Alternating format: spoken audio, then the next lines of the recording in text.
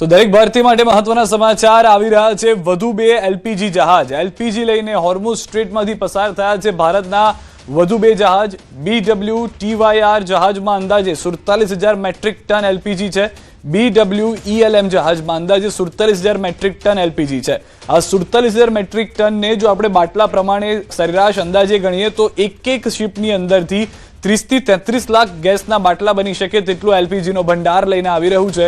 બંને જહાજ હાલ ભારત તરફ આગળ વધી રહ્યા છે। BWTYR 31 માર્ચે મુંબઈ બંદરે પહોંચી જશે અને ત્યારબાદ BWELM-1 એપ્રિલમાં 1 તારીખે ન્યૂ મેંગલોર બંદરે પહોંચવાનું અનુમાન લગાવવામાં આવી રહ્યા છે। તો બંને જહાજ જે છે તે ભારત તરફ હોર્મુઝ સ્ટ્રેટ પાર કરી ચૂક્યા છે। જે એલપીજીના સંકટની વાતો છે તેની વચ્ચે રાહતના સમાચાર ભારતીય તમામ લોકો માટે કે જે એલપીજી ગેસના બાટલાનો ઉપયોગ કરી રહ્યા છે, એલપીજીના બાટલાનો ઉપયોગ કરનાર તમામ લોકોને એક રાહત મળશે। આજે બે જહાજ લઈને આવ્યા છે એલપીજી અંદાજિત 30 થી 33 લાખ ગેસના બાટલા એક જહાજમાંથી બની શકે તેટલો ગેસનો ભંડાર આ જહાજની અંદર છે।